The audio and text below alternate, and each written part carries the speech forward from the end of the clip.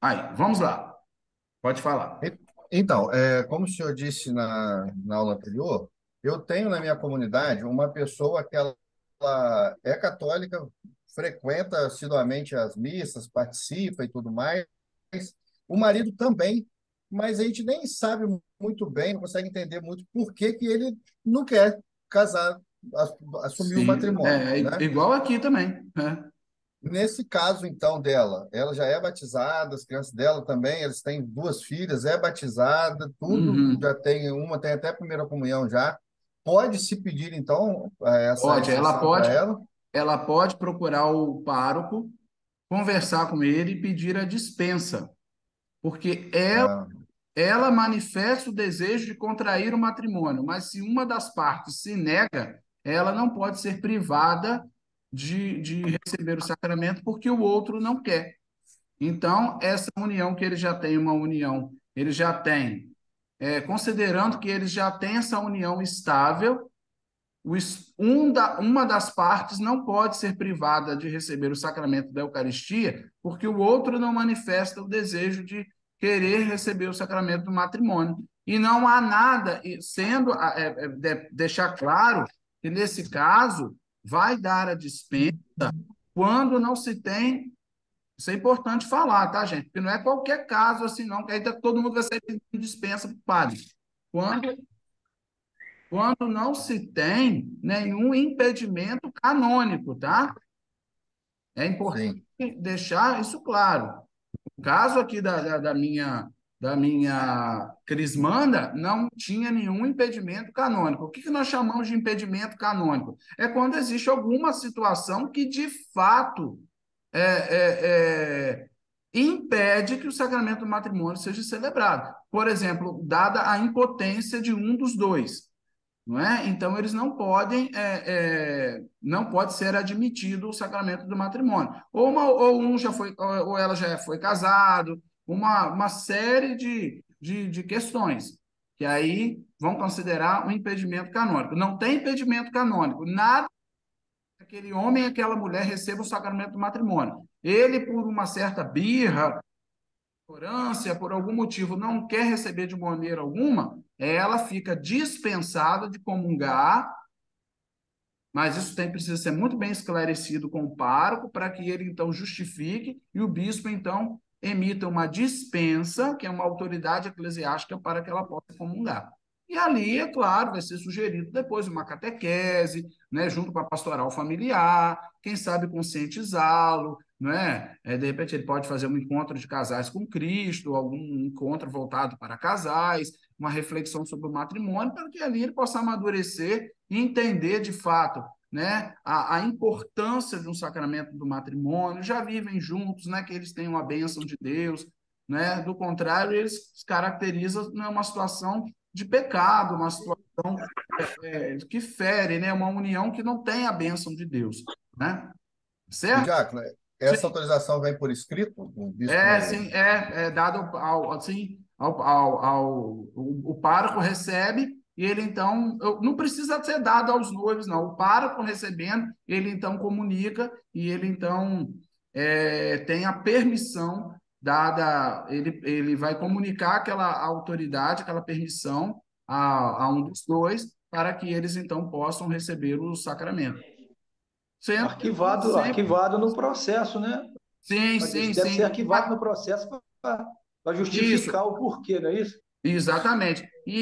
Claro, sempre incentivando, mas aí não para nessa dispensa, né? É uma dispensa, mas por trás dessa dispensa vai haver um incentivo para que ele, de fato, possa se casar. Sempre a igreja vai priorizar a união matrimonial. Podem casar? Por que que não pode? Por determinada situação. Podendo casar, a igreja sempre vai incentivar. É o melhor caminho, é a bênção de Deus. É a sacralidade do sacramento, é a sacralidade do matrimônio que vai contribuir para a santificação daquela família. Aquela união estável vai ser abençoada por Deus. Tá ok? Mais alguma pergunta sobre, né? Qualquer coisa vocês podem interromper. Deixa eu dar continuidade aqui então. Então, Então vamos lá. Quais são os efeitos do sacramento do matrimônio? O sacramento do matrimônio gera entre os cônjuges este vínculo perpétuo e exclusivo. A gente fala no curso de noivos, eu falo, olha para o seu noivo, olha para a sua noiva.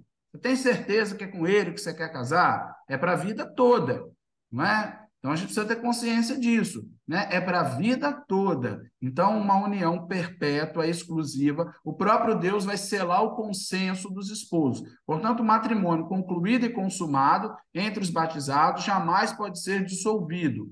Quando a gente diz casamento consumado, existem dois momentos significativos da celebração do matrimônio. O primeiro é na igreja, acontece a união das almas. E depois, na noite de núpcias, a união dos corpos. Precisa haver a união dos corpos para consumar o matrimônio. Quando eu falo a união dos corpos, é a união, não é sexual, que ela vai completar e ela vai, de fato, ali encerrar a celebração do sacramento do matrimônio. Tá bom, pessoal? É preciso que haja, de fato, a noite de núpcias vai dar ao sacramento do matrimônio este caráter de consumação. Na igreja se dá a união da alma, um só corpo, uma só carne. Né? Agora já não são duas carnes, uma só carne. Eis que já não são dois, mas uma só carne. Na igreja, unem-se as almas. Na noite de núpcia, unem-se, então, os corpos, né?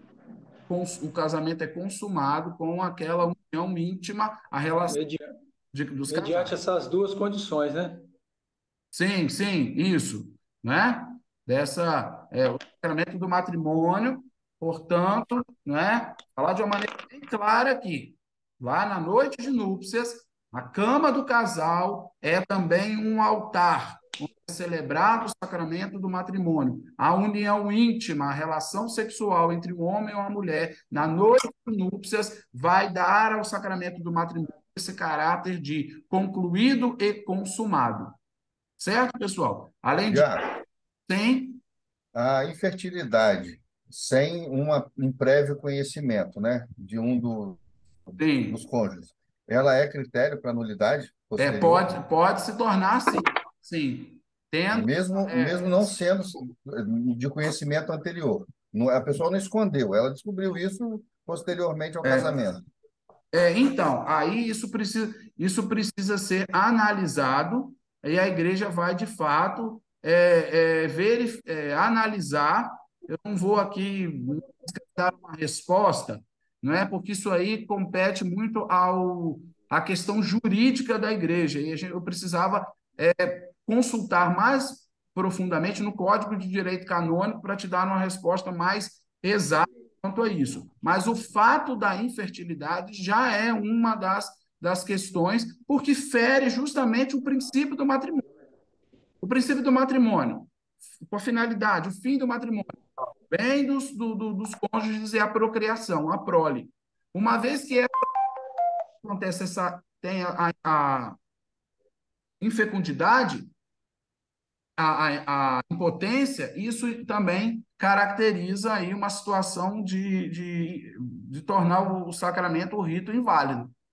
Então, a impotência é uma A coisa que impotência, a pessoa sabe previamente, né? sim. Agora, a Vindo a infertilidade, descobrir isso, é, ou se tornou após o sacramento, o mais importante é que a pessoa não oculte essa informação, caso já tenha. Vindo a. porque, porque, desculpa, é uma questão também, assim, biológica, né? A Exatamente. pessoa não escolheu aquilo ser assim, né? Sim, sim, sim. Pois é, então, todo esse caso precisa ser levado ao conhecimento do pároco para que então possa ser analisado de uma maneira mais clara à luz daquilo que é jurídico dentro da igreja, aquilo que rege o Código de Direito Canônico. Quer ver uma situação também? Peraí, pessoal. Um bicho aqui, não. Um besouro aqui. Vamos lá. Pessoal, só um minutinho só.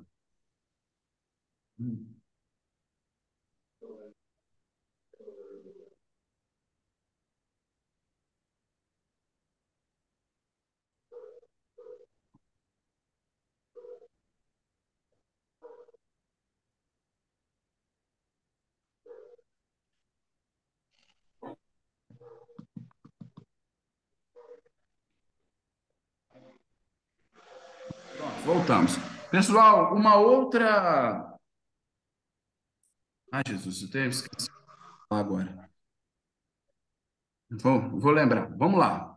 É, Portanto, a impotência, a infertilidade são características que podem invalidar o sacramento do matrimônio. Se de fato vai ser descoberto depois de ter já recebido o sacramento, é um caso a ser partilhado com o sacerdote. Agora eu lembrei o que eu ia falar. Uma situação também muito delicada é com relação à questão dos casais não quererem ter filhos. A igreja recomenda, e eu sempre falo isso, e eu encho a boca para falar: casem-se e tenham muitos filhos. O próprio magistério, documento da igreja, orienta, né? Os filhos são bênçãos, os filhos são, né, os frutos do matrimônio. Então, é um termos interessante que se tenha muitos filhos. Mas o casal faz, nós vamos falar adiante, sobre o planejamento familiar, e o casal não quer ter filhos. Aí entra toda aquela questão do método anticoncepcional, é contra a vida. Anticoncepcional fere o mandamento da igreja, né? Um dos 10 mandamentos, não matar. Então, anticoncepcional é pecado mortal. Só que, aí o que que acontece? Para vocês verem como uma situação um pouco delicada. Às vezes, o próprio sacerdote, às vezes, orienta, não vou aqui citar nomes, mas é uma situação muito complicada da gente explicar e estudar isso, porque eu conheço sacerdotes que orientam a fazerem isso. O uso de concepcionais, você usa anticoncepcional, depois você vai lá e confessa. Situação complicada, porque quando a gente fala de matrimônio, casamento de filhos, cada caso precisa ser analisado de uma maneira particular. Então, por exemplo, essa questão de anticoncepcionais de filhos é uma questão assim, pelo magistério da igreja, o uso de anticoncepcionais é proibido, pecado mortal, porque é contra a vida, né? Um anticoncepcional é um abortivo, não é? Ali você está interrompendo o desenvolvimento de uma vida. Renato levantou a mão? Sim, professor, eu vou Sim, dar sim, o meu exemplo aqui, só com sim, relação a essa situação. Eu já tive duas visões, vamos colocar assim, de sacerdotes diferentes com essa mesma situação. sim, Um, sim. um não me deu a absorção exatamente porque minha esposa usava anticoncepcional. Falou, não, primeiro você Uhum. resolve sua vida, né, faz o método de Billing, aí eu comecei a estudar e tudo mais, aprendi um pouco. E um outro, depois do tempo vieram os filhos, a gente tem um casal de filhos. Quando eu fui nova, aí minha esposa, por um tempo, voltou a usar o anticoncepcional, e aí eu fui me confessar para poder me orientar, né? Na verdade, foi uma orientação espiritual, e falou assim, não, mas você já está aberto a ter os filhos, tanto é que você já tem dois, né? Uhum. Então, tipo assim, como você já tem, entre aspas, deixa de ser um pecado, vamos botar assim. Você já cumpriu com a sua obrigação. Você também não tem que ter 10, 12, 20 filhos, né? Que a gente sabe, assim, o método de Billy, ele funciona, mas ele não é tão simples para quem conhece, quem já fez o método, ele não é tão simples assim e tão infalível, não, tá? Então, comigo aconteceu essas duas situações. Quando a gente não tinha, do padre falar que realmente a gente estava em pecado mortal, e depois, quando a gente passou a ter os nossos filhos, a partir de agora, então, não ser considerado pelo fato de a gente já ter tido os filhos. Sim, sim, pois isso que por isso que eu estou te falando. Você mesmo aí testemunhou e confirmou o que eu falei. Se você procurar um terceiro padre, dependendo, ele vai te dar ainda uma opinião diferente a respeito deste assunto. Então, procuremos sempre nos basear no que o magistério da igreja nos orienta. E se você tem a autorização, a orientação do seu sacerdote, fique tranquilo, o seu sacerdote um dia vai responder diante de Deus. E você seja, acima de tudo, obediente ao seu pároco, ao seu sacerdote, ele é ali na sua comunidade, diante do magistério da igreja, ele faz, às vezes, do bispo na sua paróquia, na sua comunidade. certo? Mas, ô Diácono, Sim, se o leigo tem consciência de que ele está sim. cometendo um pecado, passa a ser responsabilidade dele também, embora ele tenha sido recebido autorização de um padre, não seria assim, não? Pois é, mas aí ele está. Ele tem consciência de que ele comete um pecado. Ele sabe, Sim, sim. mediante ao código, a orientação da igreja. Então, seria conveniente ouvir uma instrução de alguém que vai falar aquilo que eu quero. Isso aí passa também, né, pela formação da consciência de cada um, né? Sim, sim, mas você tem também ali uma palavra de um sacerdote, Hum, que é o seu diretor espiritual, que é aquele te dá, que fala em nome da igreja. Não é, sei, sei. é lógico que tem também, cada um vai ter o seu discernimento daquilo que, de fato, você conhecendo. Agora, foi importante o que o nosso amigo falou, que o mais importante nisso tudo é nós não estarmos fechados não estarmos fechados à criação, à geração dos filhos. Isso que é o mais importante, estarmos abertos à vida. Porque a questão ali que ele falava do uso do anticoncepcional é até no sentido de eu já tenho filhos, não é? Eu não estou fechado à vida, eu não sou contra, né, a geração da vida, de ter filhos, né, a prole, mas eu preciso também ter um controle, um planejamento familiar. Ele procura o sacerdote lhe dá essa orientação. Então, diante de Deus, ainda que ele tenha consciência daquilo que a igreja, do que a igreja ensina, responsabilidade maior tem o pároco, porque o pároco Com certeza. é errado. E ele se diz Certo. está respaldado pela orientação do sacerdote, que ali faz as vezes do bispo, né? Que é quem de fato vai dar ali toda a direção.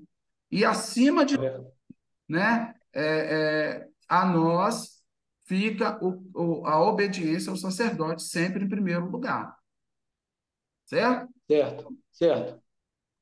Então, é uma questão assim, discernir, né, qual sempre será a melhor solução, a melhor saída, né? Então, de repente, é importante conversar, termos uma outra pessoa, termos o nosso diretor espiritual, um padre, um religioso, que nos oriente quanto a isso também. E estarmos também atentos àquilo que, de fato, a igreja nos pede. Só abrindo aqui, meus irmãos, não é o assunto, não, mas quando fala, às vezes, de sexualidade, esse tema assim, é um tema que passa e às vezes, se tomar cuidado, a gente até foge um pouco do conteúdo. Por exemplo, eu não sei se vocês têm conhecimento, um outro assunto que não tem a ver, mas assim, só para exemplificar, de que às vezes a gente encontra no magistério uma orientação e às vezes a gente vai ouvir até mesmo de padres uma orientação diferente. Por exemplo, existe um livro muito famoso de um padre que diz que a prática da masturbação não é pecado, dependendo da situação. E o catecismo da Igreja Católica é muito pontual em relação a isso. Aí você vai seguir o quê? O livro do padre fulano, que diz que masturbação, dependendo da situação, a pessoa está muito, como é que se fala? Às vezes chegou do trabalho cansado, está exausto, quer descarregar e quer ali aliviar suas tensões, e isso, a prática neste caso, segundo aos olhos de Deus, não configura pecado. O magistério da igreja, o catecismo da igreja católica diz o contrário. E aí, eu fico com o catecismo ou fico com o livro do padre? E aí eu já vi depois outras palestras outros mais fiéis ao magistério criticando o livro desse padre, que foi amplamente divulgado, um livro assim, várias edições foi editado e muita gente segue a orientação desse padre, porque está lá no livro que o padre falou que Mas, é. mas o certo é o catecismo, E não? certo é o catecismo. Vocês A estão voz, entendendo como que é é, a às vezes, voz oficial da igreja. sim, como que é. Mas às vezes uma pessoa que não tem consciência, que não fez uma teologia, Sim. que não estudou, e que eu tenho Uhum. o livrinho do padre X, que diz que em determinadas situações eu posso, desculpa a palavra, dar uma aliviada, aí quando eu chegar no céu, que Deus for me cobrar, eu falei, mas pá, Senhor, está lá no livro do padre lá. e o livro foi muito amplamente divulgado e vendido em muitas dioceses. Então, é complicado, né? Então, fiéis ao magistério, né? Ao nosso porto seguro. Certo, pessoal? Então, É. vamos continuar aqui. Pecados gravemente contrários ao sacramento do matrimônio. Aqui nós não temos dúvidas. Há realidades que ferem diretamente o sacramento do matrimônio. Adultério, a poligamia, né? O divórcio, a união livre e o incesto, né? Porquanto contradiz a igual dignidade entre o homem e a mulher, a unicidade e a exclusividade do amor conjugal. Bem sabemos que, casado, uma vez casado, devemos ser fiéis à esposa, eu não posso ter o olhar para outra mulher, eu não posso me relacionar com uma outra mulher, eu não posso viver a poligamia, eu não posso viver a união livre, e muito menos o incesto, que é a união com pessoas da mesmo sangue, da mesma família, tá certo? Então, isso aí fere gravemente, diretamente, o sacramento do matrimônio. Quando a igreja admite a separação física dos esposos, a igreja admite a separação física dos esposos quando da coabitação deles se tornou, por motivos graves, praticamente impossível. A igreja sempre vai ser a favor da união entre um homem e uma mulher, mas a igreja também admite que certos casais chegam a uma situação onde já é insustentável viverem juntos, por motivos graves, embora seja muito, como se diz, aconselhável uma reconciliação entre eles. Mas há realidades em que eles chegam a um ponto em que realmente está insustentável viverem juntos. Então, a igreja orienta, né? E aí ela diz o seguinte: enquanto vive o cônjuges, não estão livres para contrair uma nova união, ao menos que seu matrimônio seja nulo, como tal, como nós já falamos, ou seja declarado pela autoridade eclesiástica. Ah, estou vivendo uma situação muito difícil com a minha esposa, está insustentável a nossa relação. Para o bem dos cônjuges, a igreja orienta: se não for possível uma reconciliação, que vivam separados. Porém, isso não é uma carta branca para admitir uma nova união, certo? Ao menos que aquela união seja depois provada como de fato nula, provando-se por A mais B que de fato o sacramento do matrimônio nunca existiu. É o que eu falava com vocês da nulidade matrimonial, certo? Dada depois processo com documento carimbado, chancelado e assinado pela autoridade eclesiástica. Tá? A igreja até admite que eles se separem, dada a gravidade da situação, mas isso jamais vai significar sinal verde ou carta branca. Opa, sinal verde, vou partir para outra. Não, porque se você buscar outra pessoa, vai constituir uma ferida também ao matrimônio e você vai viver a realidade que vive os casais de segunda união. Você vai estar aí ferindo o seu primeiro matrimônio, você sai do estado de graça, você, por exemplo, fica impedido da Sagrada Comunhão. Ok, pessoal?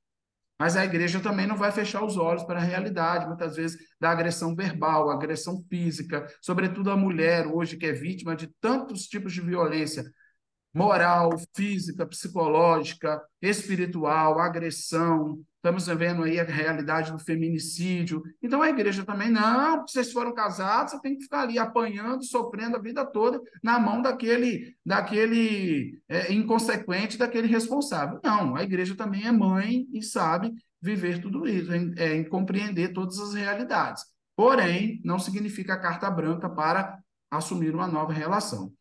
Qual é a relação da igreja, então, aos divorciados recasados? Já que estamos falando tanto de segunda união, o que a igreja orienta esses casais, então? Aqui, ó, casais de segunda união, existe um movimento na pastoral familiar que cuida disso.